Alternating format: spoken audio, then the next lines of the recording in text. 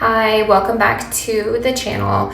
I'm sure you can tell by the title that this is not going to be a happy update. So if this topic is triggering to you, please feel free to skip this video. I promise it won't hurt my feelings.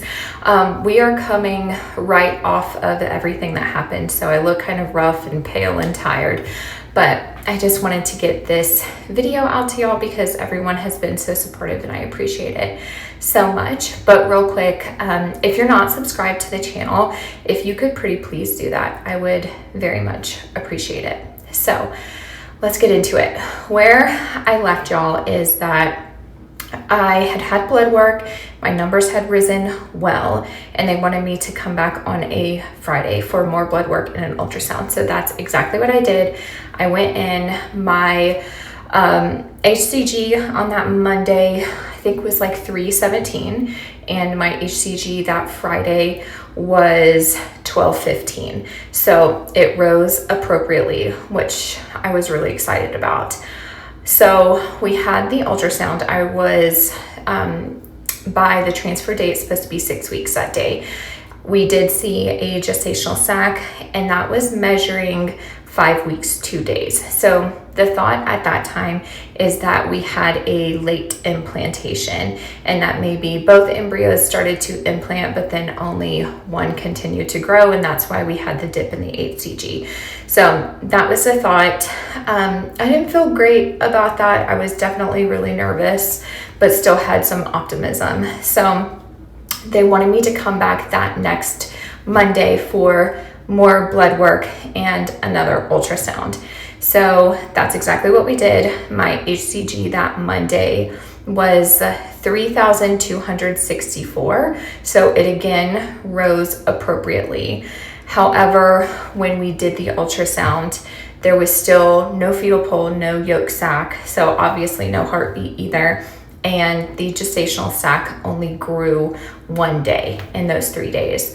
So it was measuring 5 weeks, 3 days. So at that point, I was measuring an entire week behind, which is really where they start to get concerned.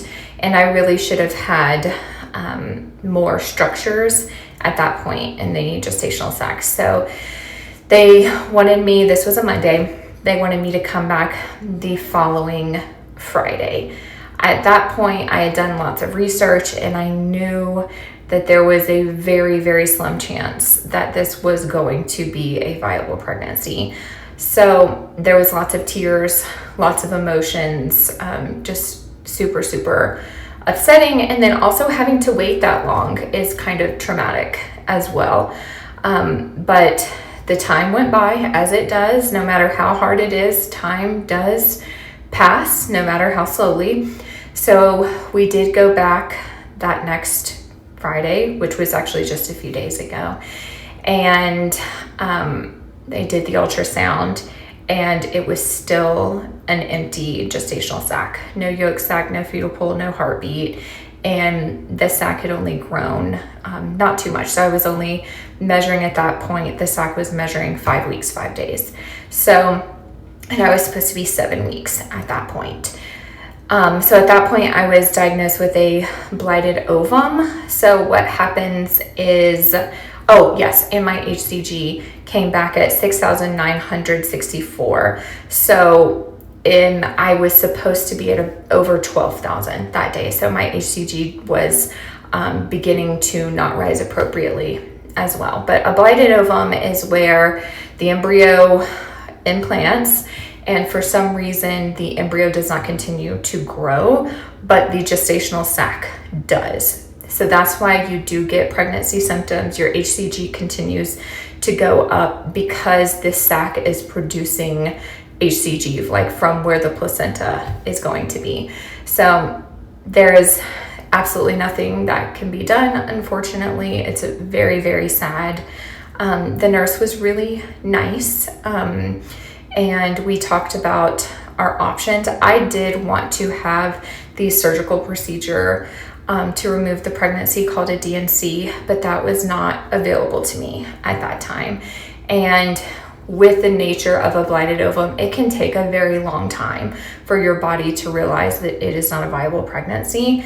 So it could take several weeks for you to miscarry on your own. And I just emotionally, I did not feel like I could handle that. We also have a cruise coming up, which I know sounds silly, but my concern was I didn't want to have a serious complication while we were out of the country and having to get medical care like in the Bahamas or the Caribbean was not something that I wanted to do. So I chose to do a medicated route where I took a medication called Cytotec that you insert and it starts that process for you. So I did do that on Friday. It's just as traumatic as it sounds. It was very terrible, very, very terrible. I did end up needing to go to the hospital that next day to have a little bit of help. And again, they were very, very nice. I know I'm not crying or anything. It's just because like I'm cried out and I don't want to cry on the internet, but this has been super, super difficult. So, yes, I went to the hospital on Saturday. Today is Monday, so this is only a few days out. I'm still pretty uncomfortable. A side effect I didn't realize I would have was actually fluid retention. So I've had quite a bit of that going on, and I don't know, I just wasn't expecting it. So hopefully that goes away in time. I still can only stand for like short periods of time right now, and I'm just, I guess, ready for this part to be over so that we can move forward, whatever that looks like. But I do so much appreciate all the support from everyone. Everyone has been so kind, so supportive, so sweet. Sorry, my camera's moving and I don't want to have to re-record this. So again, thank y'all so much. I think we'll be back to like our regular scheduled programming with more like homemaking content, because I know that if that's why you found my channel, you probably missed those kinds of things. So again, thank y'all so much, and until next time, happy homemaking.